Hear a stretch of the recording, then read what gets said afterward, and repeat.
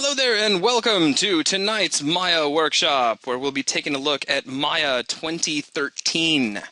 Now, a couple of quick things before we get started with the class proper. First off, this is the whiteboard, and hopefully you can see what I'm writing on it now, which is good.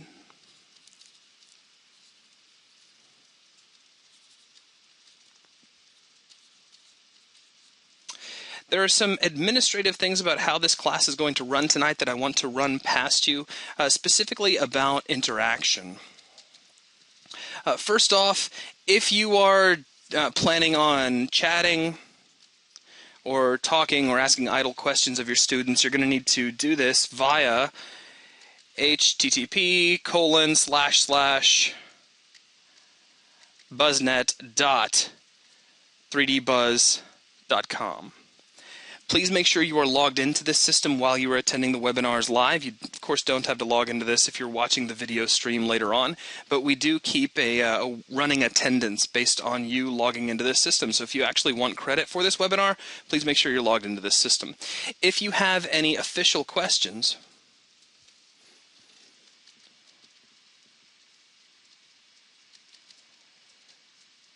please use the webinar system. And I would ask you very nicely not to confuse the two, because if you end up asking official questions over in BuzzNet, there is a pretty good chance that I'm not going to actually see it. And I did have a question come in through BuzzNet, which is great, because that gives me perfect opportunity to say this, because it does sound official, and I would appreciate that kind of thing actually popping up over in the webinar system. But if you see the video, if you see me drawing this smiley right now, then yes, you are logged into the webinar right now, which is good. All right, a couple of other things. If you are planning on actively participating in what I am doing, if you're actually going to be following along, please note that over in BuzzNet there is a participate button. And if you're planning on following along with each of my mouse clicks, I would appreciate if you would click on that now so that I know who's going to be following along and who's just kind of watching the show and not planning on actively following me. All right, let me give you a quick demonstration of how this works. While I'm working, if I need you to catch up or if I want to know where everybody is, I will take everyone's status and reset it to not ready, like so. Once I ask you to let me know when you're finished, I want you to immediately do one of two things. If you're already ready and you're ready to move on and go on to the next thing, go ahead and change your status to ready. Everyone who's following along, do that now. I want everyone's status to change over to ready. Perfect. That's exactly what I want to see. If you're still working, then I want you to hit the 1 minute button. So go ahead and hit that now. Excellent. And see, that tells me that whatever it is I've just given you some time to do, you're still taking a minute to get it done, and I need to hang on just a moment until you're finished. As soon as you are ready, as soon as you wrap up, immediately go over and click the ready button like you're going to do right now. Still got a few people lagging behind. Everybody click ready. I want to see a whole bunch of readies right now. Les Paul, that means you. I will call people out by name. I'm not afraid to. Now, one more thing. Do not disobey me, please. I really need you guys to stay up with this system because I don't want to wait for somebody who is either not using the system appropriately or can't be bothered to uncheck their participation status. If you need to duck out, if you're going to stop following along for any reason, or if you don't have what it takes to actually click ready when I tell you to click ready, Les Paul, then I want you to go ahead and click on participate again and no longer participate with me, because I don't want to have to wait for people who aren't following directions. It keeps everything running much more smoothly. So thank you. Okay, so that is pretty much it. Now, in terms of the workshop itself, tonight's a very informal night. I want everybody to relax and have a good time. While I'm working, you can be working too. And let's go ahead and talk about what we're going to be covering this evening. We're going to start off with some basics in terms of Maya. We're going to take a look at 3D space and how it pertains to Maya. And that may not sound like much. Hopefully you've all seen the concept of 3D space to some degree, but even if you have, there are some important aspects of it that pertain to Maya that you need to be aware of. Second, or I guess just next, we're going to take a look at Maya's UI. Now, I will give you kind of a heads up. This will probably be the only part of the class that will be a little bit boring for everyone. Nobody really likes a user interface walkthrough, but we kind of need to do it, and I will get through it as quickly as I can, making sure to answer any questions you may have along the way. Now, next, we're going to spend a little bit of time talking specifically about the viewports in Maya. Now, I realize those are part of the user interface, but they're probably one of the most important parts, and so we need to talk about those specifically for just a little bit. From there, we're going to take a look at working with 3D objects.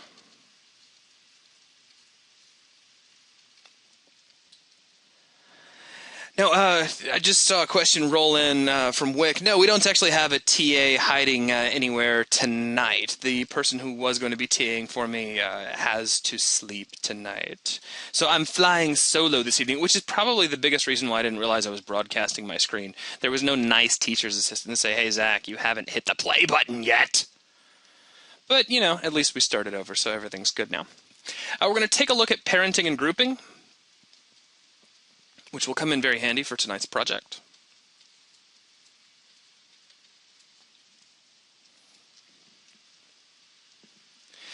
Let me get that G. There we go. We're going to take a look very briefly at Maya's architecture.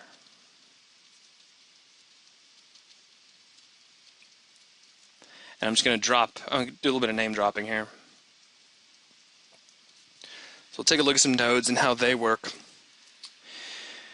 And that'll include discussions of construction history. We're also going to be taking a look at the new node editor with Maya 2013. And then we're going to wrap everything up by completing a simple animation project.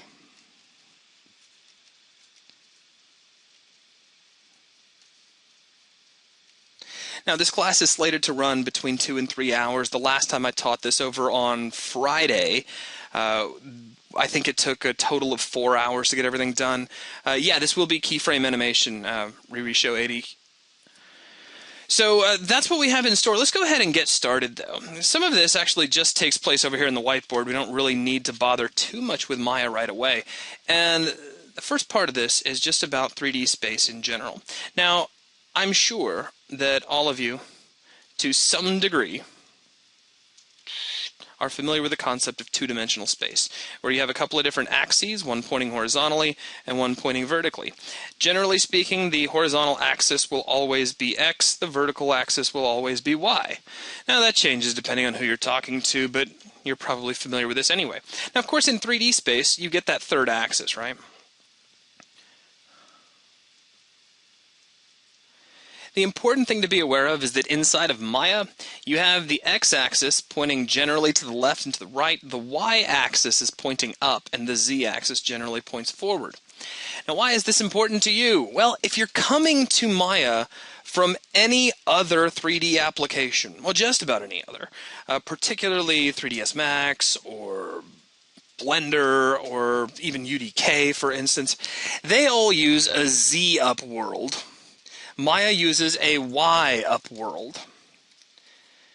It's just kind of a philosophical thing, where the folks who made Maya decided that if you took a 2D grid that you wanted to look at, and you held it straight out in front of you, then the Y-axis would be pointing up. Again, like if it was like a sheet of paper and you were holding it straight out in front of your face, then the Y-axis of that piece of paper would be flying straight up into the air. So that's what they decided it should be. Now, folks who made 3ds Max, which actually predates Maya by quite a bit, decided that this two-dimensional grid should be laying down flat on a piece of paper, and so Z, in this case, would be popping straight out at you. It's a question of philosophy, but you should just be aware of the fact that Maya is a Y-up world, and you need to get used to working in that way, which will be difficult for some of you coming in from other applications. I'll give you a warning.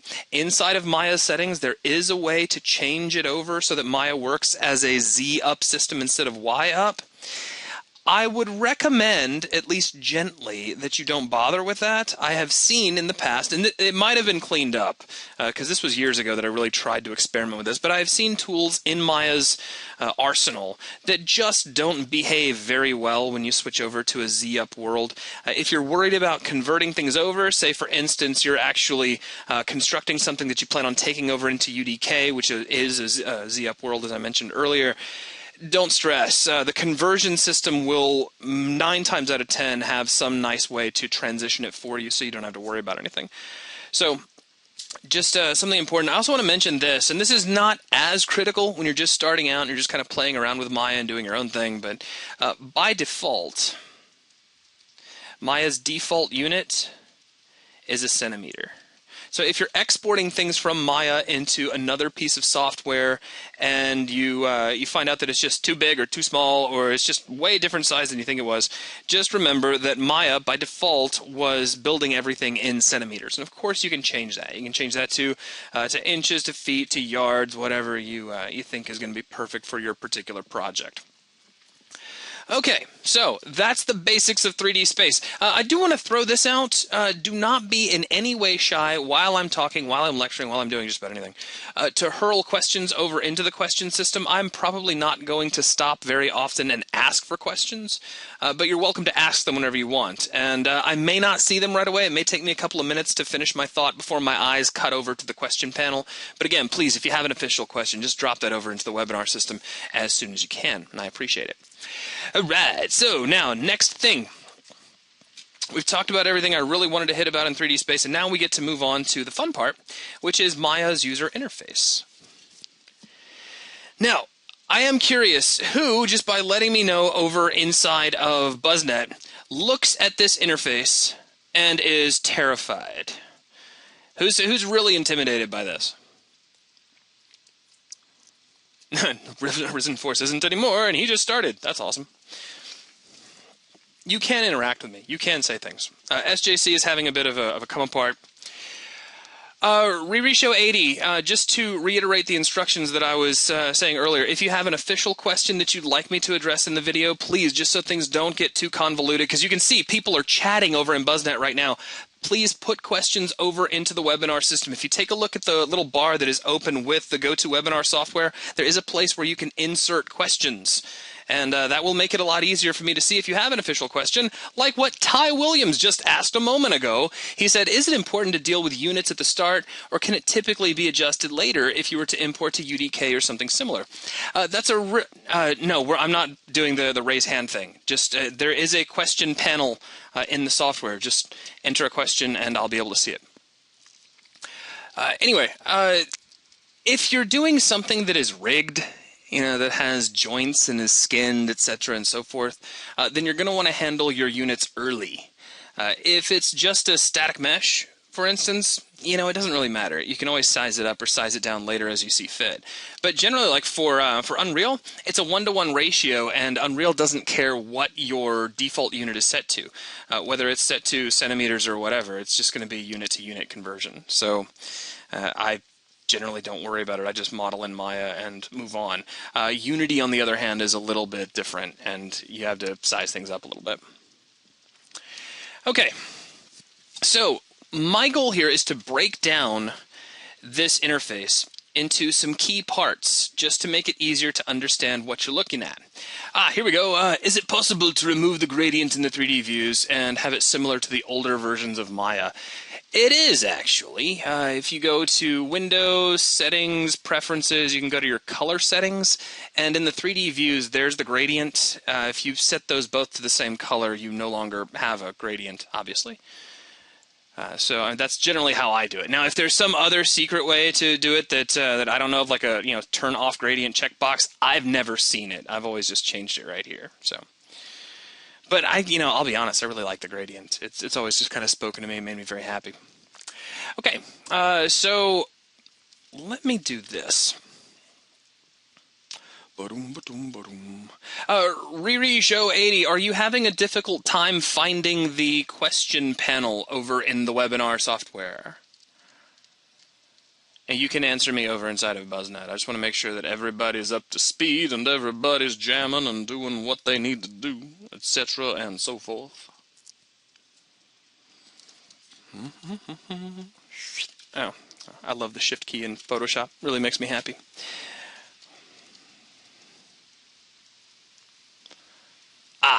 I just thought it was for voice chat and I don't have a mic. Oh, no, not at all. You can type questions in there. In fact, I don't generally require voice chat because so many people don't have microphones in the first place. So yeah, if you have something that you want me to address, like when you're typing questions out, type them in there if they're important. And then if you want to chat, do the chatting over there in the BuzzNet window. It keeps things nicely delineated, if you don't mind. I appreciate it.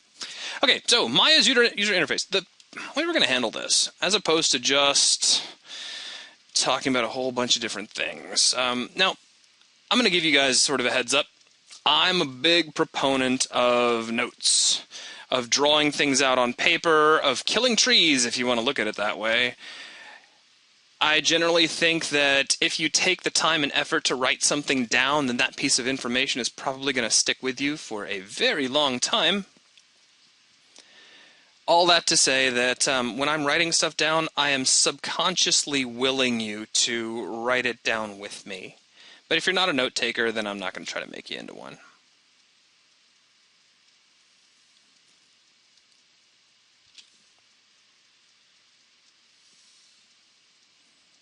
All these lines. Why is he drawing so many lines? Well, it's because the interface has a lot of them, as you might have noticed.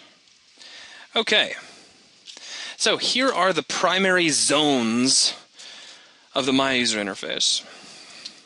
Up at the top, we have the main menu bar,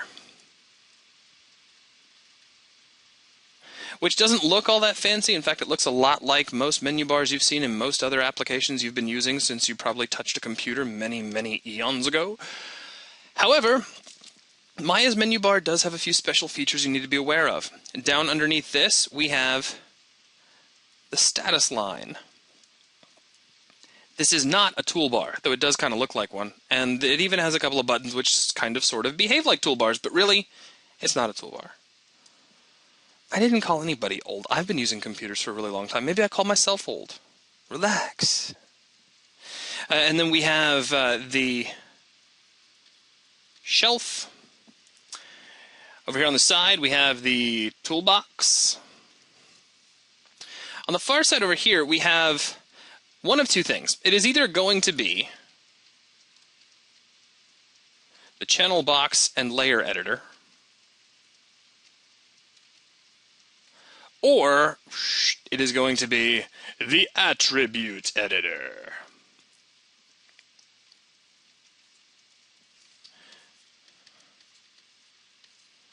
We have the viewport in the middle. Underneath this, we have the time slider.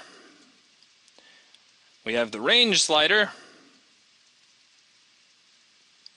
We have the command line. And we have the help line. Now, here's what I can do. And yes, Soul Sweet, we see you. Here's what I can do. I can go piece by piece through this interface from top to bottom and show you all this stuff, and you guys can sit there and stare for a minute. Or we can go ahead and start with something you get to click on. I vote we go ahead and start with something you get to click on. So what we're going to do is begin by taking a look at the viewport. So, let's talk specifically about the viewport. It's the biggest part of the interface, it's easily the most fun part of the interface, and you need to know about it. So hopefully, right now, everybody is looking at Maya's default user interface. You should see something on your screen that is extremely close to what I have, unless you've been changing the background gradient, like Wick, who has found that the gradient thing can be set off via Windows Settings Preferences, Display Background Gradient Off.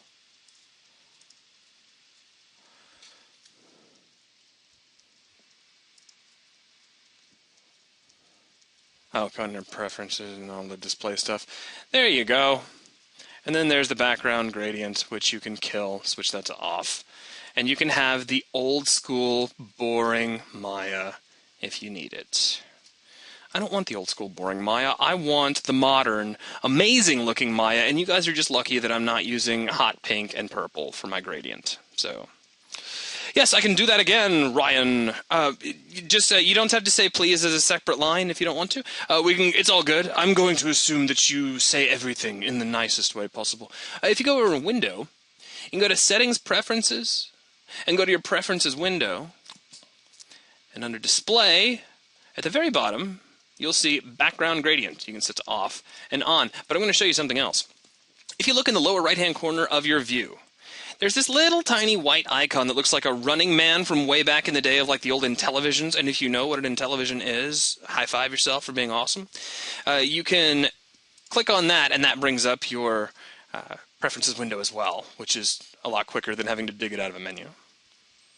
Background gradient. All right.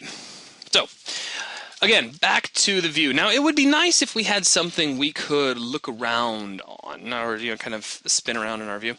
So I'm going to start by creating something, and I want everybody to do this with me. Let's go to Create, Polygon Primitives, and I want you to click on Cube. Now, at this point, the viewport's going to guide you through the next few steps. It says drag the base on the grid, then pull up for height. And there you go. You've just built a box. Now, let's go ahead and test out our participation settings real quick. I want everybody to set their status to ready when they have built a box.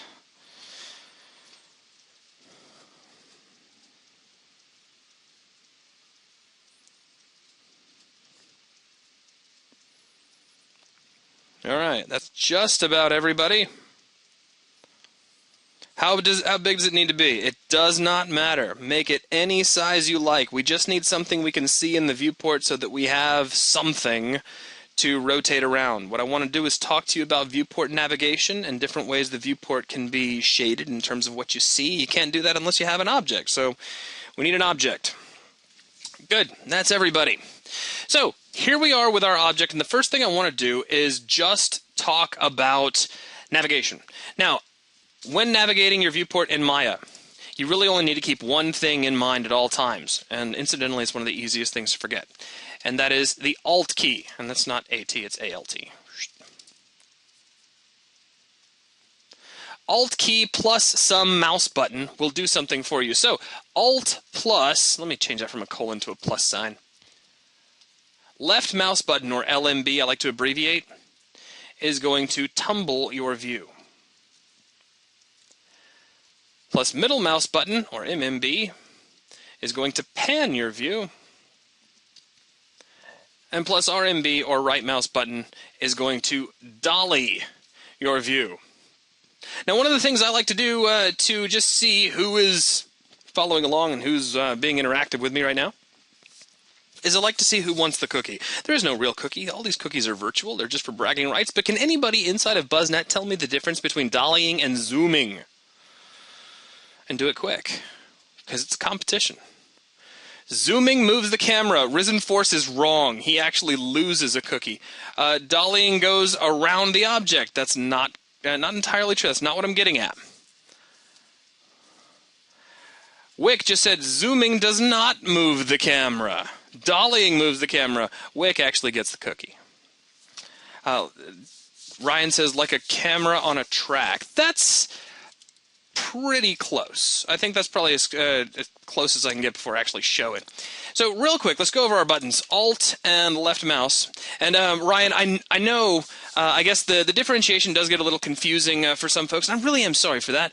But when I'm asking for interaction, when I just want you to tell me something, you can just type it right over there inside of BuzzNet. You don't have to click on little buttons. I try to use the question panel for when I'm lecturing and I'm working on something and you have a question of your very own, something that inspires you, and you go, oh, wait a minute, how did you do this? Or how does this work? Or can you re-explain that? Then save those for the questions panel over inside of the webinar system, because right now already the questions panel is filling up.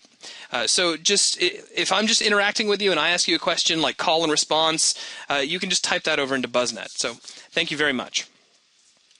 Okay, so Alt and left mouse tumbles you around. Dun, dun, dun, dun, dun, dun, dun, dun. Alt middle mouse is panning. It's basically sliding the view around along a plane that is perpendicular to the direction the camera is facing. then dollying is really just pushing the camera toward and away from the subject. That's really all it is. Very, very straightforward. Now, I do want to mention this for those of you who like to be all old school about things. There's an older way to use Maya that is still valid, and it makes me kind of happy because it's what I cut my teeth on way back in the day.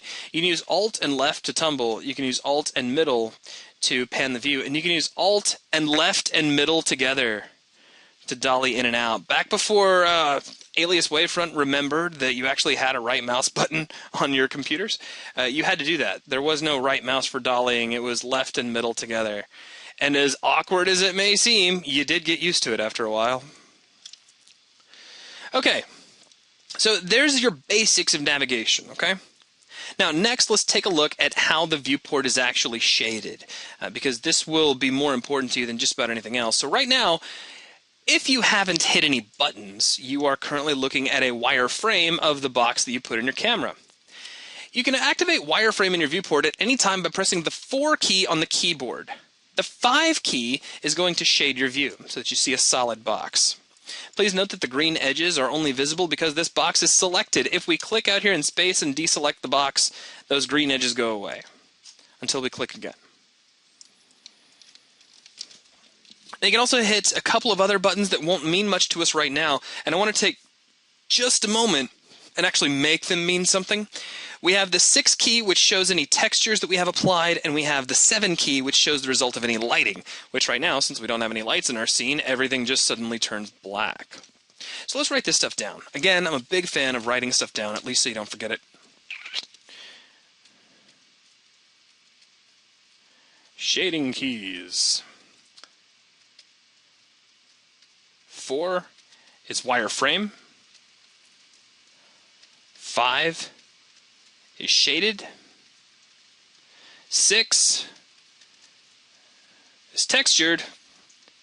And wait for my pen to catch up because it looks like Photoshop got a little iffy on me. There we go. And 7 is lit. Now, I don't want you to just take my word for some stuff and say I've got a question just rolled in. Oh no, I hit the 8 key. How can I exit this mode? Well, what Christian is showing us is that he did this. He hit the 8 key, and now he's terrified, as well he should be, because now you have to uninstall Maya and format your hard drive and build a new computer. No, you're fine. Just tap the 8 key again to make it go away, and then you'll probably want to hit the Q key to get out of the Paint Effects tool. Basically, that's the Paint Effects canvas. Maya actually has an entire painting suite inside of it if you want to make your own paintings, which is nice if you want to, hand paint a texture or that sort of thing. But the 8 key is here just to bring that up. And you'll bump into it a lot, especially as you move over and start using some of the function keys. You'll try to reach up and hit F8 to go into component mode, but you'll hit 8 instead.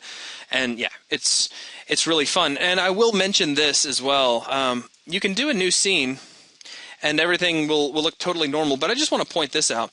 When you go to close Maya, finally, you'll get this. It says there's still a Paint Effects image that has not been saved. Do you want to save it? So those images, like that white canvas you saw, that actually can get saved out as its very own image, like a separate document. So just be aware of that. So I'll go ahead and, I'm not going to save that, and then I'll just go ahead and restart Maya. I just wanted to point that out. Splash screen, la la la la la la. All right, fantastico. Now let me go ahead and bring in a new box. Cool. So, one more time. 4 for wireframe, 5 for shaded, 6 for textured, 7 for lit. Now, who wants to make a texture so that we can see that textured system? Raise your hand. Wait, I can't see raised hands. Just say yes over inside of BuzzNet. There's one yes. There's a couple of yeses. Hey, sweet. Let's go ahead and do that then. It's a little bit off the beaten path, and we're going to do it, for starters, using the old-fashioned way, okay? There's a bunch of different ways to go about this. We're going to do it the old-fashioned way. So let's go to Window, Rendering Editors, and go to the Hypershade. Once again, that's Window, Rendering Editors, and click on Hypershade. The Hypershade is a part of the user interface that is not visible by default, and it is where you will build all of the materials or paint that you will apply to your 3D surfaces. And this is probably close to what it's going to look like when you first open it up.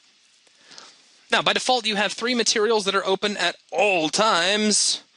You have a Lambert material, which is this default gray that is currently on our objects. If I turn off lit and just show you the shaded object. Lambert 1 is your default material. Anytime you create a new object, the default material will get applied. Why am I telling you this? Because if you change Lambert 1, you may get frustrated with yourself at some point, or you might get excited, I don't know. For instance, do this real quick. Double-click on Lambert 1. It's going to open the attribute editor over here back in your main interface, and then you can just slide the hypershade out of your way or minimize it, whatever you want to do. And if you take a look in the attribute editor with Lambert 1, you'll see some common material attributes, the first of which is color. Change the color of that to any color of the rainbow. I don't really care which one. So I'm going to do like a bright, brilliant, over-the-top red. So I just changed Lambert 1 to this big, bright, obnoxious red, right? But watch this. Now if I create other objects, they will all be red as well. Because Lambert 1 is your default material. So just realize that anything you do to Lambert 1 is going to get applied to every object you create, okay? I'm just going to go ahead and delete those out. And I'm going to take Lambert 1 just so nobody gets too terribly confused. And I'm going to set its color back to gray. You want to see a really quick shortcut to do this? Take your slider, drag it all the way down to black, and then drag it halfway back up. It just drops the color information out. You used to have to let go of the slider when you did that. Now you don't have to. That frustrates me a little, but that's just between you and me. Okay, back over here in the hypershade, okay? Let's continue. What we're going to do is build a brand new material. Now, if you take a look at the hypershade, it's kind of divided up into 2 primary areas. We have this big list of stuff on the left, and then we have this little tabbed area on the right, which in itself is split in half, but we're not going to worry about that too much. This list is actually 2 lists back to back, or side by side if you want to look at it that way, and I have so little screen space that I'm going to try to save as much as I can. So what I'm going to do is grab this vertical splitter in between these 2 lists and slam it over to the left, like so. It just means that I don't have to worry about that left-hand list, because really it's just in my way. Now, I want you to create a Fong material, and there are a few ways you can do this. You can left-click on the Fong button, or you can middle mouse drag a Fong out here into the work area.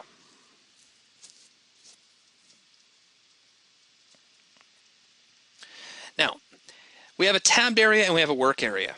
The work area is exactly as the name suggests. It's basically just an area where you're going to lay out networks for materials. Maya builds all of its materials by way of a network of individual nodes.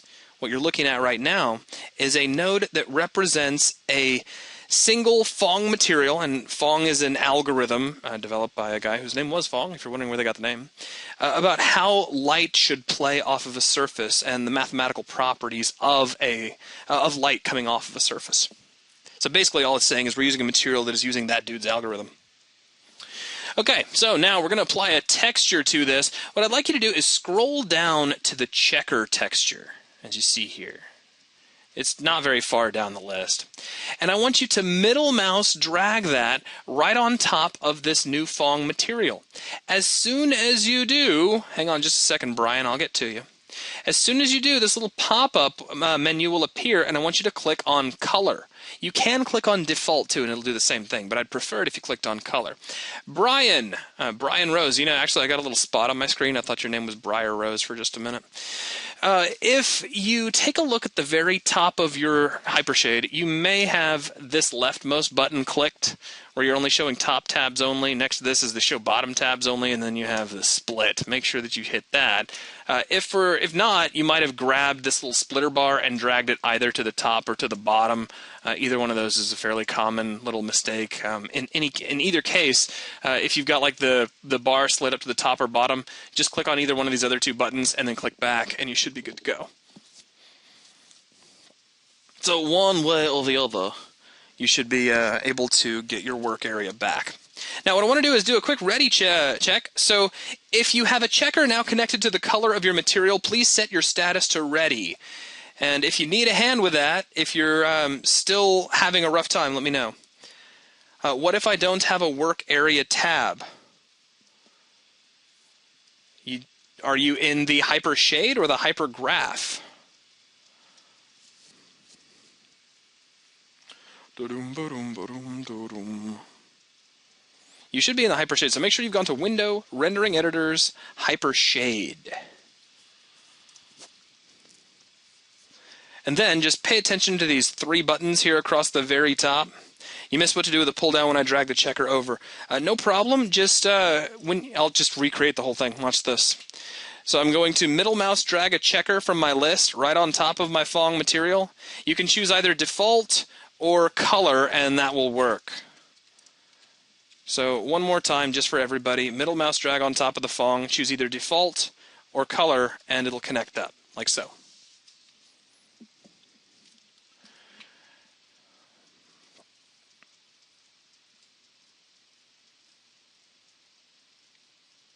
Brian, let me know if you still can't find your work area.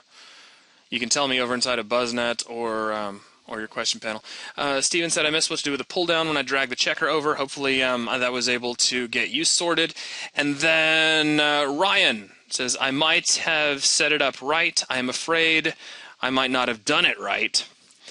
You know, I'm going to give you my philosophy on this. If you have it set up right, then you probably did it right, because there are a whole bunch of different ways to do everything in Maya.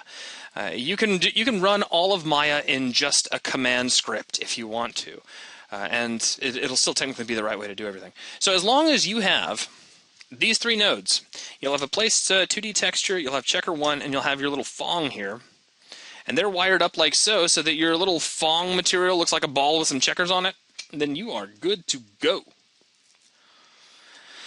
And then I say, I have the Phong, how do I get the checker into it? Watch one more time, please, sir. If you take a look on the list on the left-hand side, you should see the checker. It's just a little ways down.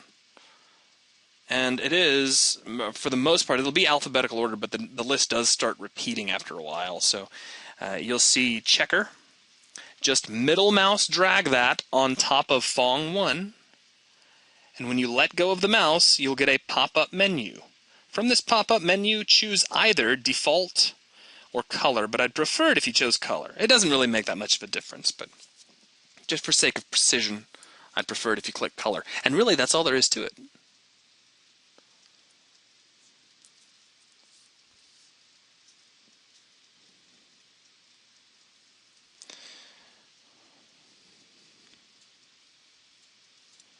Risen4 says, the whole box is still gray. Marilyn says, default gives me a whole bunch of options, connection editor. I'm wondering what you tried to drag over there and how exactly, because I mean, if I middle mouse drag and click on default, it just connects up. Because the default connection for a checker texture is to go into the color of a material. If it's giving you grief, though, I would close out the connection editor and just go the other route. Middle mouse drag. Remember, middle mouse drag. Middle mouse drag. I'm just going to keep saying that over and over. You're dragging with your middle mouse button, which incidentally is the mouse wheel on most people's mice. You're going to drag over, and then just choose color, and it won't be such a big deal anymore. And I can just drag these nodes around to arrange them a little bit. Color worked. Default gave me the connection editor too. Not 100% sure as to why that would be. Let me check something though. I am curious. I wonder if that has anything to do with it. One more second to double check my theory. Nope, that's not it. It's possible. Make sure you're not holding down any keys on the keyboard when you do that. If you're holding down any keys, you can run into... Like for instance, if I want to, I can hold down the control key when I do it, and that will automatically go, if I hold down shift, that'll automatically bring up the connection editor. But again, if it's giving you any kind of grief whatsoever, just choose color from the list and you should be good to go. The sample looks like a checker. Does that mean I did it right? Ryan, do you see on your screen something that looks vaguely similar to what is on my screen? Because if you do, then you did it right. You should see a Phong material with the material sphere looking like it is covered with a checkerboard. And if that is what you see, then you have done it correctly, sir.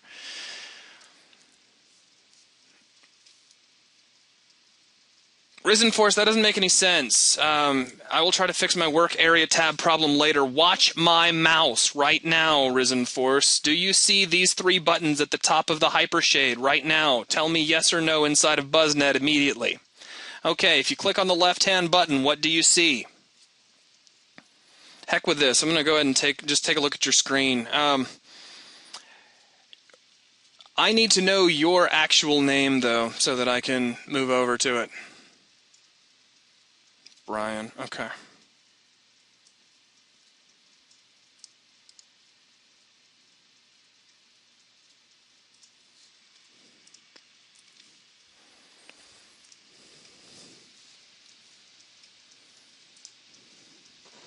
Hello. Okay, yeah, you've clicked that left-hand button. Now click the middle button. Okay, this looks like a bug. Close out the hypershade entirely. Yeah, take a look. You got an error going on down there in the bottom of Maya. It says a non-empty string must be specified as the key value for the table lookup. It should not be showing that. That is a problem. Close Maya and restart it as soon as you can. I'll go ahead and get off your screen now in case there's anything you don't want us to see in the background. I can hear you, by the way. Okay. Yeah, you can speak if you want to. Okay. Hi. Yeah, hi. Just go ahead and restart Maya. Okay, you got nothing scary going on in the background, so yeah, don't stress that too much. No, you don't want to save it. Cancel.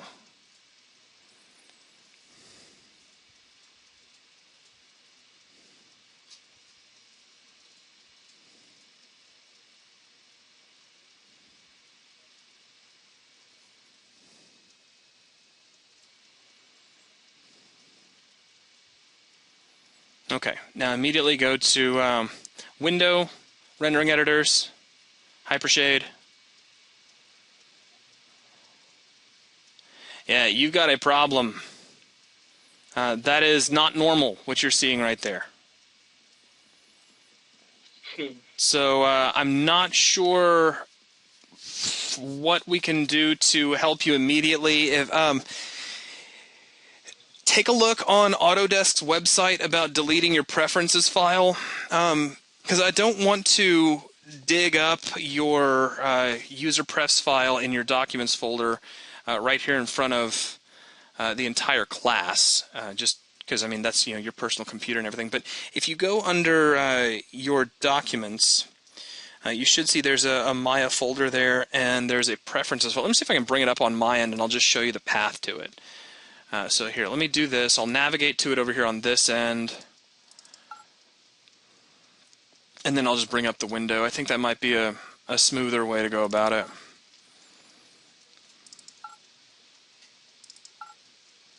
Okay, so do you see this path? In fact, let me take control back over from you. I'll make myself a presenter, and I'm going to mute you for now, which is cool. You're not really chatting that much anyway, so boom. And show my screen. And if you see this path under Documents, Maya, 2013, in my case 64, and under Prefs, you can try deleting out your user prefs file, and then close Maya, delete out that file, and then reopen Maya, and see if that helps, because that file will get rewritten. You can also try, I wouldn't necessarily recommend nuking this. It won't kill anything, but you can try moving that first and seeing if restarting Maya will help. So yeah, that's definitely a problem on your end, and you shouldn't be seeing that. Okay, now a couple other questions rolled in. I have that, but I don't have the sphere. Sorry, Ryan, I was taking a look over at Brian's screen. So if you don't have the sphere, then what that tells me is you didn't ever create the Fong material, or if you did, you didn't hook your checker up to it. So basically, what I'm getting from that is you see something vaguely like this, where you just see a checker and a place 2D texture node. That won't help you. So I'm going to do the whole thing over again one last time before we move on. I'm going to middle mouse drag a Fong material into the work area, like so.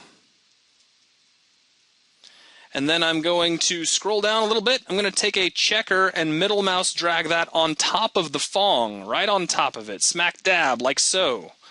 Now, when I did that, Maya got a little bit glitchy. It's a little unhappy with me now, so I'll just middle mouse drag one more time to make the connection. If that ever happens, you can just drag these guys around with left mouse and position them however you want to. And then just middle mouse drag in between the two to make your connection, and I'm going to choose color. Now, Steven just said, what about the tabs? Show top and bottom tabs for Risen. Could you guys see Risen's screen earlier when I moved over to it? Yes or no over in BuzzNut? Okay, because I actually had him click on those, and when he was showing both of them, the work area was always gray, which it shouldn't be. That is definitely some sort of Maya glitch. All right, Ryan, I will not be able to spend such significant amounts of time over little things like that, so please make sure you're following along as closely as you can. But I will have to start moving on just a little bit faster, or we literally will be here for like 6 to 7 hours to get this project done. Just giving you a heads up, okay? All right, now I'm going to take the hypershade, and we need to apply this checker material to that box that we created about 1.5 years ago. To do this, I'm going to middle mouse drag my Fong material over on top of the box. Again, middle mouse drag. And as soon as you let go, it'll probably get a little bit of a lighter shade of gray. Once that happens, tap the 6 key, and you'll see what we were trying to get at the whole time, which is the result of when you show textures in the viewport. Now what I want is just a quick ready check to see who's got a checkered box in their viewport at this time. And who needs a minute? Who needs help? If you need if you have help, or I'm sorry, if you need help or you have a question, please make sure to put that over in the webinar system.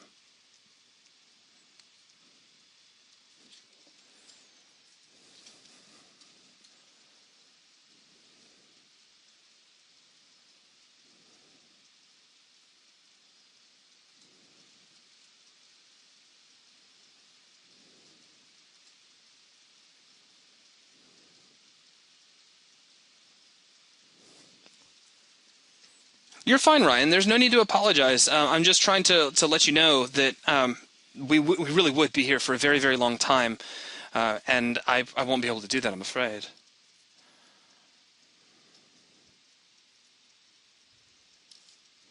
So I'm just trying to give you a heads up. I'm trying to be polite about it, that's all. Okay, so looks like most everybody has got it, which is good. Who still doesn't have... Looks like I've only got one person left who doesn't have a textured cube. Ryan, are you running into problems? I'm curious. I'm just trying to get a vibe for where we are right now.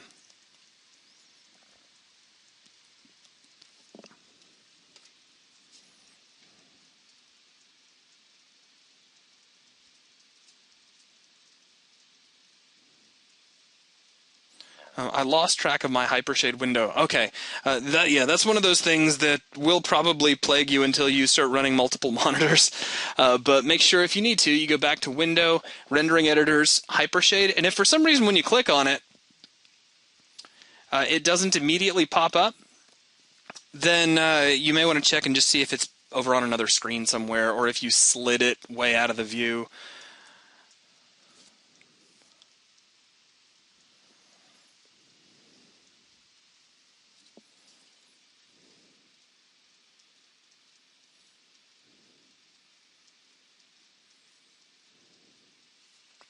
Okay, well, we're going to go ahead and move on real quick. So that only takes us to the 7 key, which shows the result of lighting. And to show this off, I want everybody to go to Create, Lights, and create a point light. Now, as soon as you do this, a point light will appear in the middle of your scene, and we need to move it. So tap the W key. W, which is short for, whoa, we're moving. And then just drag any one of these arrows around a little bit, or just click and drag on the middle of the light, and you can move that around. And you can see the result of having that light in the view. So I want everybody to let me know if they've got a textured cube in their viewport along with a light. Update your ready status accordingly. please.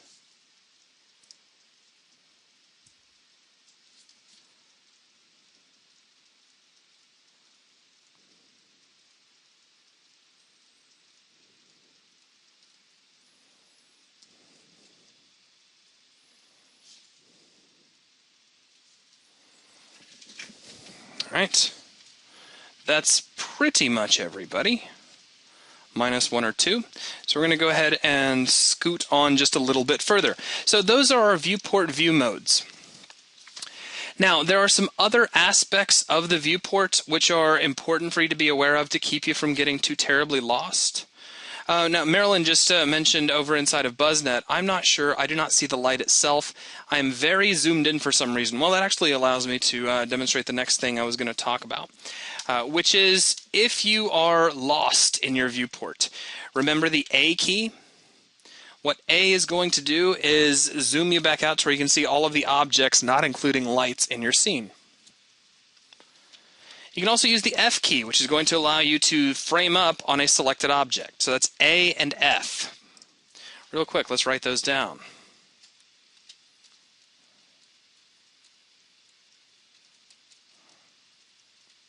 Now, I do use dolly and zoom interchangeably. I know I do this, so I'm just letting everybody know you are moving the camera when you do this.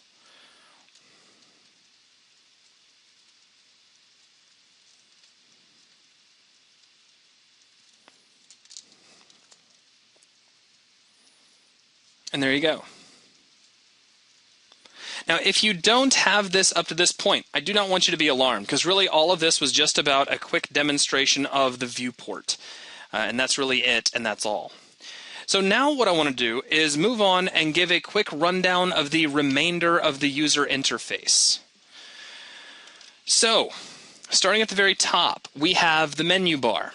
Now, you've already seen the menu bar in action just a little bit, but I do want to give you kind of a crazy heads up about the menu bar that might startle you, might make some of you kind of afraid. That is that the menu bar is so big that it won't all fit on your screen. And because of that, it has been broken up into what are called menu sets. Over on the left-hand side of the next line down, this is actually the status line, you'll see this little drop-down menu. And this allows you to sort between the different menu sets. As you do this, pay attention to the menu bar and you'll see that it is constantly updating with different menus. So it's literally a menu bar that is broken up into different tabs.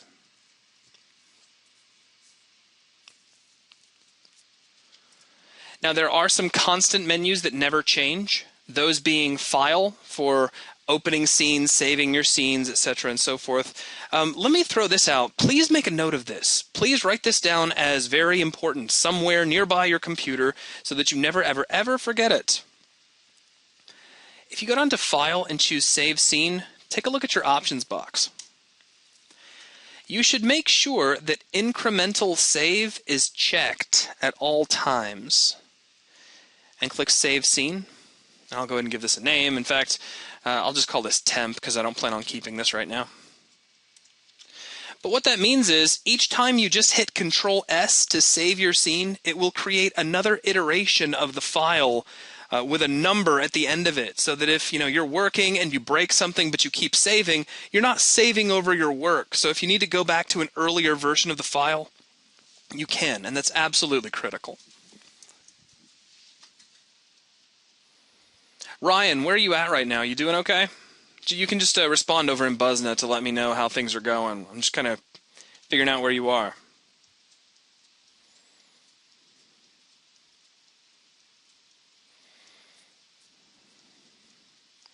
You're not doing too well. Do you want me to take a look at your screen?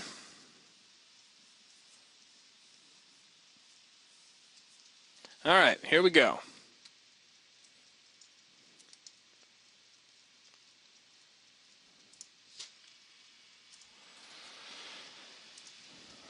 Okay, you are the presenter, and we are now all looking at you. Oh, and I'm going to mute you because even though you don't have a mic, you're doing some craziness back there.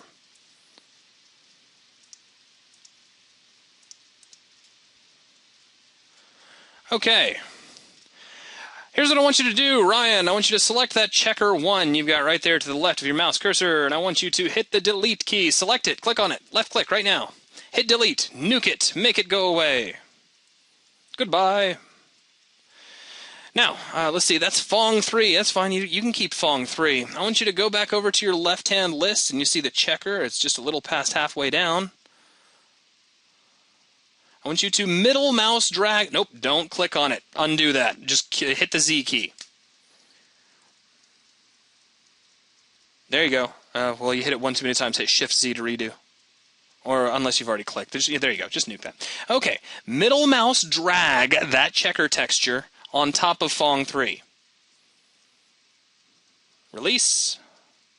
Choose color from that little pop-up. Ink. You're done. It's amazing. Okay, now this window's huge. Let's go ahead and make it a bit smaller. So double-click on your title bar, whatever it is you need to do. There you go. Now, let's make the most of our screen space. Grab the corner of the hypershade and just shrink the window down. Make it pretty small, please. That's pretty good. Okay, now here's what I want you to do. Yeah, that's maybe a little bigger, right about there. That's fine. We can make that work. You see the okay? Stop moving the window. Now, right under your mouse, straight down, there's a splitter bar between the lists and the actual work area. Down, down, down, down, down, down, down. Slightly to the right, just a hair to the right. Just, nope, you've gone too far. You're cold now. Oh, it blinked. It blinked. There you go. Drag that to the left. Slam it to the left, as far as it'll go. Perfect. Now, you see Fong 3 right there? No, put that window back where it was. I did not tell you to move that window, and now we can't see your block. Pull the window back out of the way, boss. Down, pull the window down. Down, down. Grab the title bar of the hypershade. You're getting excited. You're getting nope. Relax. Stop doing what you're doing, man. Pull that bar back up. We're gonna get through this, you and me together. All right, stop right there. Now the title bar for the hypershade. For the window itself, man, it says hypershade up there at the top. There you go. Drag that boy down. Down, down, down, down, down. There you go.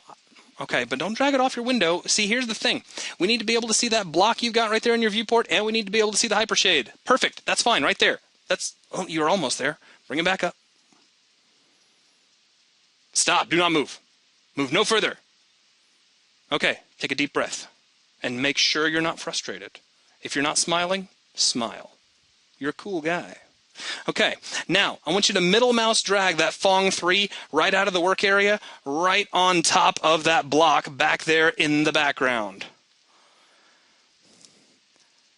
Nope, don't move that window. Don't you do it. Put your mouse cursor on top of the Fong 3 node in the work area. I want to see your little... There you go. That's what I want to see. Leave it right. There you go. Leave it right there. Now, click and hold down the middle mouse button. And then drag on top of that big 3D block you've got back there in the viewport. Let go of that middle mouse. Boom, you're done. Now, with your mouse right on top of that block, pretty much like it is right now, that's fine, hit the 6 key. Oh my goodness, that's exactly what we were aiming for. Okay, you've only got one more thing left to go, and to do this, you're going to close out the hypershade. You're done with it. You built your material, you applied your material. The hypershade's job is done. Put him to bed by clicking the X button in the upper right-hand corner. Fantastico. Now, I want you to go to the Create menu. I want you to click on Lights. And I want you to create a point light. This point light by default was just created in the center of your scene. Press the W key so that you can move it, because right now it's basically inside that block.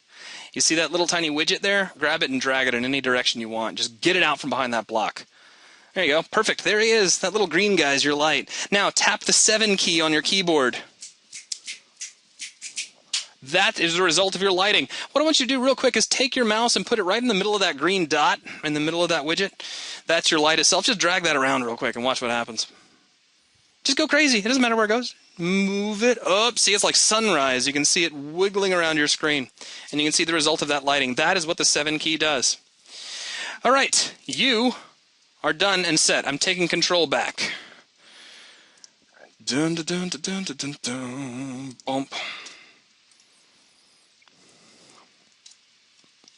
Okay, so I know where Ryan is. Where are you, Marilyn? How's it going?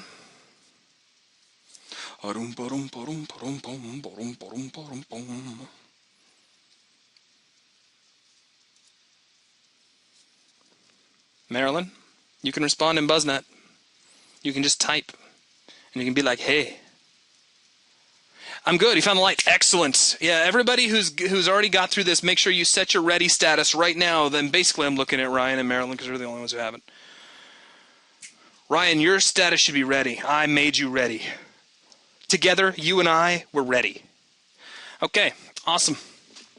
Okay, so, there's your quick rundown of the menu bar, just the fact that it is broken into a whole bunch of tabs. Now, some of these constant ones, file, that's going to be important. It'll do the same thing a file menu does in every other app, which makes it very important. Open, save, import, export. Your recent files are in here. And the project window is in here, which is huge. We're going to use that here in just a minute. Edit menu, undo, redo, cut, copy, paste, select and deselect. The biggest thing we're going to get out of here at some point is delete by type history. I'll talk about that a little bit later. Modify. It's all about changing objects. So if you want to use your transformation tools, like the move tool we just used a second ago, that can actually be found in here if you don't want to use a hotkey for it. You also have the ability to convert objects and things of that nature. Create is pretty self-explanatory. This is where you're going to go to make stuff. Display allows you to control what it is you're seeing in terms of how Maya is showing you things. For instance, you can show and hide various parts of the UI using the UI Elements submenu. And that's tremendous. We'll talk about that here in just a minute. We have the Window menu. This allows you to expose parts of the user interface that are hidden from you by default. As big as this interface is, this is not the whole story. There are parts of the UI that are actually gone. I do want to mention this to you, Ryan. If you have another question to ask me over in the webinar system, make sure you click the Send to All button, because I believe if you don't, it may not show up again. And if you're having a hard time getting my attention, just jump up and down in BuzzNet. Say, hey, like 2 or 3 times, and I'll see you. I've just discovered sometimes when you make someone a panelist, it gets a little more confusing as to how to ask a question. But you should be good to go. Just make sure you click that. Yeah. Anyway. All right. So next, there's your window. Again, it's just going to show new parts of the interface that we're not really going to get into at the moment. The Assets menu is really all about taking a collection of objects, like let's say you have a set with a whole bunch of stuff in it, like cars and streetlights and mailboxes and buildings and whatnot, and condensing that all into a single object that has a series of properties that you can control. That's the Asset feature. Now, all of these other menus are ever-changing. They're contextual based on what menu set you're in, and we talked about that a second ago. In my case, I've got a few extra ones that are pretty constant. We have the bonus tools, because I installed the bonus tools for Maya 2013. The muscle tools, same thing. Pipeline cache, same thing. And finally, the help menu, which is always visible. And I do recommend you check out the help file from time to time, because I will give Autodesk credit. The help file, as of Maya 2008 and later, has been pretty good. I've been quite impressed. Okay, so there is the menu bar. Down from here we have what is called the status line. The purpose of the status line is just to tell you what the current status of Maya is. So for instance, we've already seen the drop down where we change the menu, the current menu set. Think of that like what status the menu system is in. So right now it's in the surfaces status, or I can go to animation or polygons. Let me also throw this out there. Do I have any hotkey lovers in the room? I'll just assume that I do. If you like changing between these with hotkeys, F2 will put you in the animation menu set, F3 will take you to polygons, F4 will take you to surfaces, F5 for dynamics, F6 for rendering, and F7 won't do anything. I do want to mention this, though. There is currently no hotkey to take you to the In Dynamics menu set, which has things like, in mesh, in hair, in particles, and all the nucleus stuff that is so cool. Just throwing that out there. Hey, you're cool, Ryan. No worries. I won't be able to do that all through the night, but just to kind of help get you rolling, get you started. I want to make sure I don't leave you too far behind too quickly. But at some point, I may pat you on the back, and in a brother-to-brother type of voice, I may say, friend, I need you to watch the video later, because we must move on. And if I do that, I don't want you to take it personally. Okay. So status line, again, telling you Maya's current status. Now here are some of the highlights of the status line, things that you need to know as a beginner. Starting with this little group here, we have the ability to select by hierarchy, which will not mean much to us right now. It will mean something to us in a few minutes when we start our project. I just want you to hear me say that. Next, we have select by object type. This is how we select objects and move them around. Next to this, though, is select by component type. This is a polygon cube that we created. And polygons are made up of a few different components. This polygon cube, if I were to draw a quick version of it. Oh, wow, that's a little too quick. Hang on. That's embarrassing.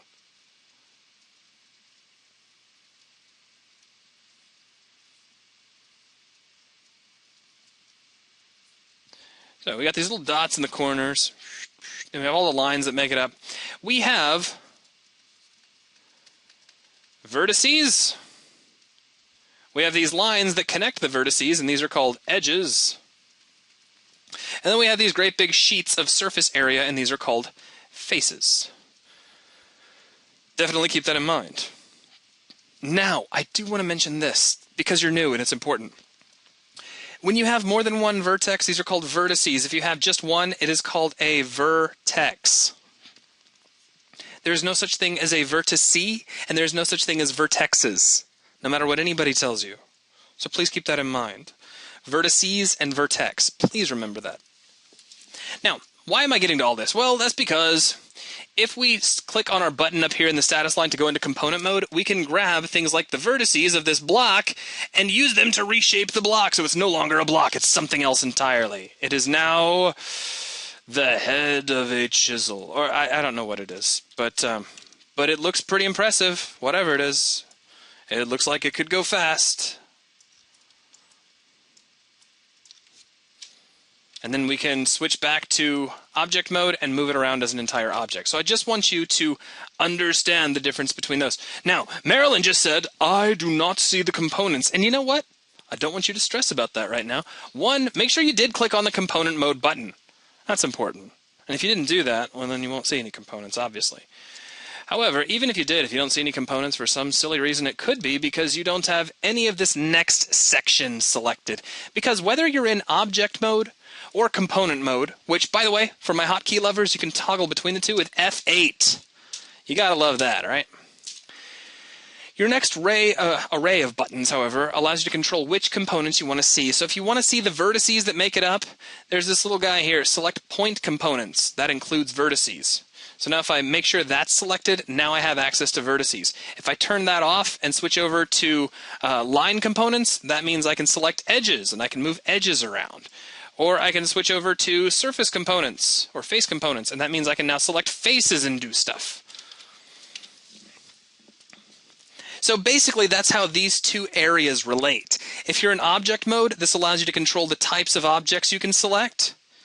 And if you're in component mode, it allows you to choose the types of components you can select. And I want to give you another little tip. If you right-click on any of these buttons, you can be a lot more selective about what you can and can't select.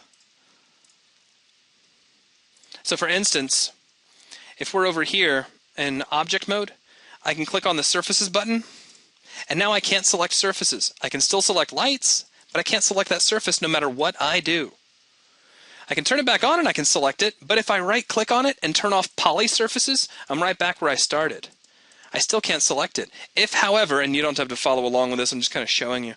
If I had, say, a NURB sphere, I could still select the NURB sphere because that is not a polygon surface. Only polygons are unselectable right now. Why am I telling you this? Because if ever you're using Maya, if for any reason you find you can't select something, the first thing you need to do is cut your eyes up to the status line and see what's going on. Because chances are you've hit one of these buttons. You can lock a current selection with the Unlock Current Selection button. Pretty straightforward. The next array of buttons are the snapping buttons. These allow you to snap to the grid, snap to curves, snap to points, as well as other things. The big three are going to be the grid, to curves, and to points. We're not going to get too far into snapping tonight, but I do want to let you know that that's where the heart of snapping lies in Maya. Also has some hotkeys with X for snapping to the grid, C if you want to snap to a curve, and V if you want to snap to points or vertices. So that's X, C, and V. And I'm really kind of throwing that out for folks who are already kind of familiar with snapping.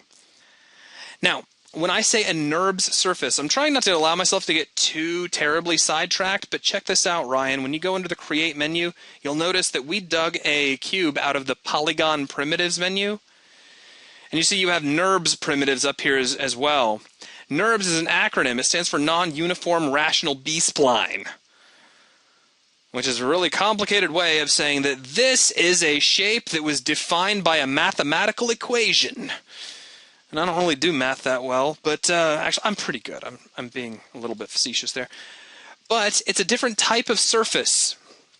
That's really as far as I want to take it, because I have an entire lecture that takes an entire day and a half just to go over NURB surfaces.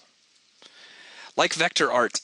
You can look at it that way. That's not entirely unlike the way it is, because obviously when you're playing with vector splines, those are defined mathematically, hence they're resolution independent. NURB surfaces behave very much the same way in 3D. The only thing is you have to pay attention to how they get tessellated.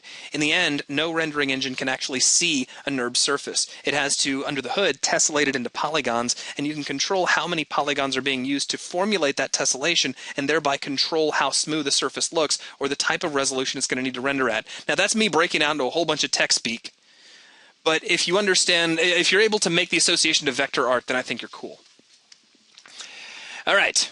Now, I'm going to jump a couple of buttons. The next button is one of the most important buttons in Maya, but it can make your head hurt if you accidentally click it and then forget about it. This is the construction history on-off button. Do not ever touch it. Your construction history should always be on. Unless you know for a fact it doesn't need to be on. If you're in any way curious, leave it on.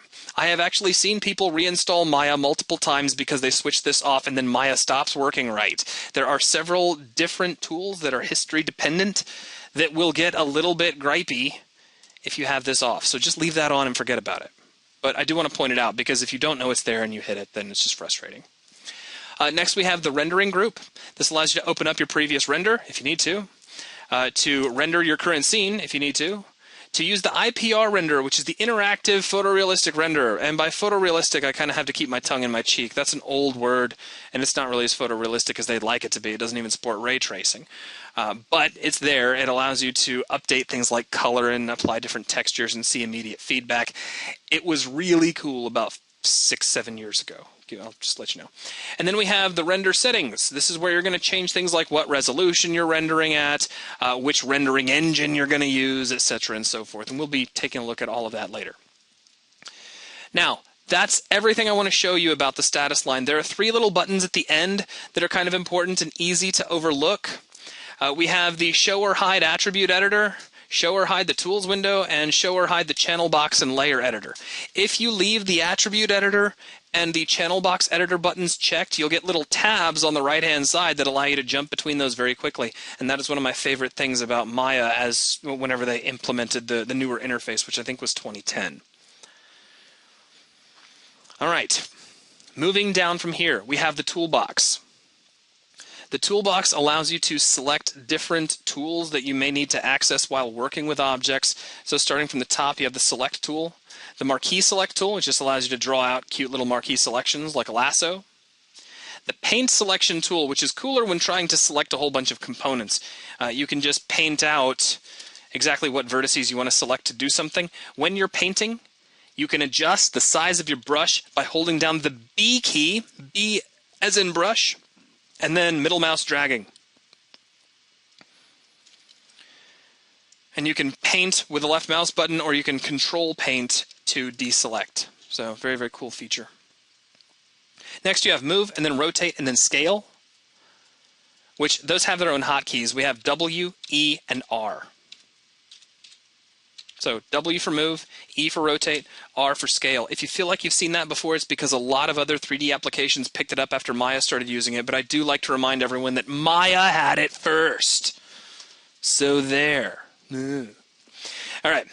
Next, we have the universal manipulator. I'm going to give it lip service and just kind of tell you about it, but I don't ever like it or ever want to use it.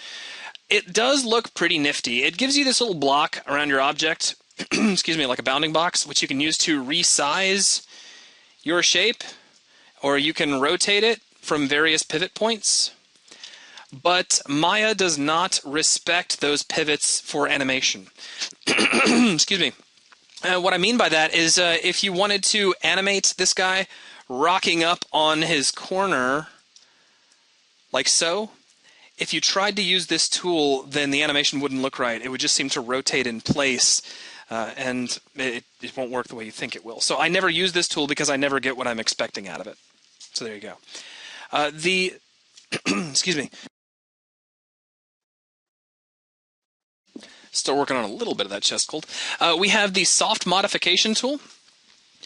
I generally don't use this because soft modification is now built into the move tool.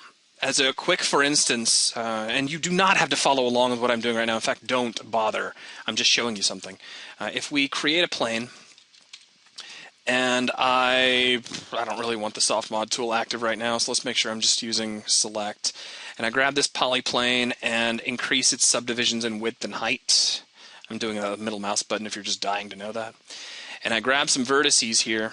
So what? I can grab this vertex, and I can tap the B key at any time and middle mouse drag, and I am able to make soft modification edits. So that's soft selection, which is pretty cool. That's just built into the move tool. That's not with any special features or anything. I mean, you can select a whole bunch of vertices and then grab the soft modification tool and start using that. And the reason that's neat is that you can make an edit and then you can adjust the fall off radius after you've made your edit. And of course, that's very cool. But again, I generally don't do this. These days, usually all I do is I just grab the plain Jane move tool, hold down the B key, middle mouse drag to puff out a selection, and whoop, there you go. But we'll play with some of that a little bit later. Okay, let me go ahead and just nuke that. So down from here, we have the show manipulator tool. Don't necessarily need it right now. And then down from this, the last tool that we used, which was to create a plane. So if I want to create another plane, I can just hit that. That's also slave to the Y key. All right, now down from here, you guys are probably going to see a few more of these buttons in the toolbox than I am. These allow you to change the current layout of your viewport. We've just been looking at the perspective viewport, but there are two types of viewport available in Maya. There's perspective and there's orthographic. Orthographics give you a depthless scene where there is no sense of an object being foreshortened or getting bigger or smaller as it gets close to you.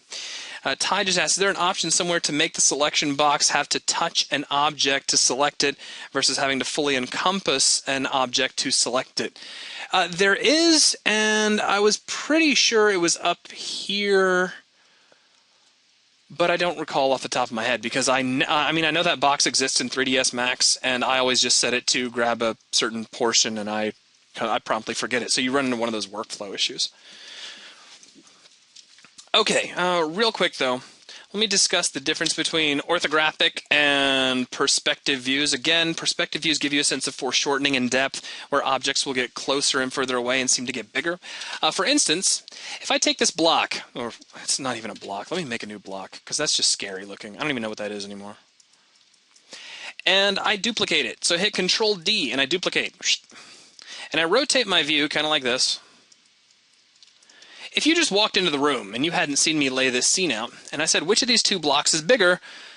You know, if you wanted to be all fancy, be like, well, I mean, they're probably the same size because I don't know where we're standing. But if you clear your head, of course, you're going to say that the block on the right is bigger.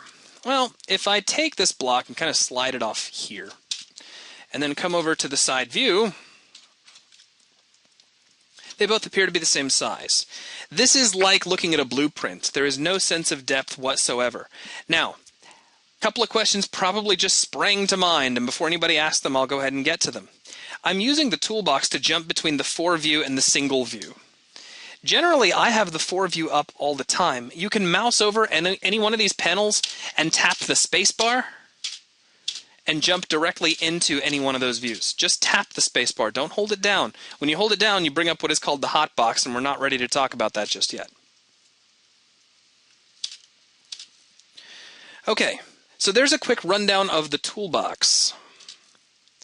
Now on the right-hand side here, we have the channel box / layer editor, and we have the attribute editor. The purpose of the channel box is to give you access to all properties of an object that can be animated. Let me say that again. The purpose of the channel box is to give you access to animatable properties. If it can be animated, it is in the channel box. Whenever you hear channel, think of something that can be animated. That's all there is to it. The layer editor allows you to break your scene up into layers for different types of control. You have display layers, which work very much like layers inside of Photoshop. You can show and hide these layers. Any objects that are in a layer that gets hidden all disappear. You can have render layers where you can actually break the rendering of your scene up into different pieces where some things render and then other things render on top of it, and they are indeed separate renders. And you have animation layers where you could, say for instance, animate a walk cycle layer by layer. So one cycle is just, one layer is just the legs moving, another layer is just the arms, another layer on top of that is maybe how the hands are working, and so on and so forth. Marilyn just said, I lost the channel box with shapes pop-up. Make sure that you check these buttons up here in the top at the status line. If all of these are off, you may have nothing at all. So make sure that you tap this button on the far right-hand side. That'll bring up the channel box / layer editor. And if you tap the second button over from that, you can also bring up the tab for the attribute editor. Okay, so we're not going to be working with layers tonight, but I did want to kind of mention what those are for in case you're curious. Now, the attribute editor gives you access to all of the attributes for an object, whether they can be animated or not. The attribute editor gives you something else as well. It gives you this tabbed breakdown of every node that makes up an object. Even the simplest of objects, such as these cubes, are really the culmination of a series of nodes that work together to create this object. So for instance, we have our input node. Well, actually, this is our transform node, which is responsible for where this object is placed. We have our shape node, which stores all of the vertex information, basically everything that makes this object what it is. We have our shading group node, which is responsible for how this object renders. And then finally, the material itself, Lambert1, which as we saw earlier is our default material. So again, the attribute editor is giving us access to all of the different properties or attributes for this object across all of the nodes that make it up. I also want to mention this just for those who want to ever use it. There is a nice notes section which I use a lot, especially on transform nodes, so I can just tell myself this block is important for some strange reason. And then if ever you're working and you're just clicking on stuff, you'll have some sort of note that you can get back to. It can help keep you from getting too terribly lost. Okay. So that's the channel box and layer editor. Somebody who wants a virtual cookie real quick, tell me the difference between the channel box and the attribute editor. I want to see if anybody was paying attention.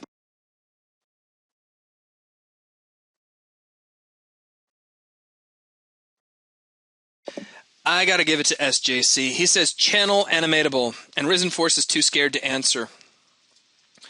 Ryan says channel box stuff can be animated, the other one can't. Good job. Just as a reminder, if I'm asking for actual responses, you can answer over inside of BuzzNet. Okay, so now down from here across the bottom, we have the time slider. This is where you go to adjust what frame you're currently looking at during keyframe animation. It's that simple. It also has all the play controls, so play forward, play backward, rewind, pause, etc. Down from here we have the range slider. The range slider you can think of like a zoom tool for the time slider. So right now the range slider says we are looking at frames between 1 and 24. We can take this handle on the right hand side and increase that all the way out to 48. And that's kind of just narrowing down what it is the time slider sees. We can drag that range up and down the line, broaden it and narrow it as we see fit. Or you can use these number fields to help you control the overall size of your animation. So the two outer fields control the start and end frame for your entire animation. For instance, if we set this to 90, our animation now runs between frames 1 and 90. However, the range slider is currently only looking at frames between 8 and 34. And we can take that range and slide it as you saw here, or we can increase it, or we can punch in numbers specifically. So I can say, I want to look at the frames between 30 and 45, and now that's all we're looking at. Now, I'm not going to worry too much about animation layers right now. It's a little too early in your education for that. Same thing with character sets. We also have access to the auto key button. Auto key is huge as it allows you to automatically place keyframes for animation, and we will be using that a little bit later this evening. Next, we have the preferences button. This will open up the preferences. Anything you want to change about Maya's interface or about the way Maya is working can probably be done in here.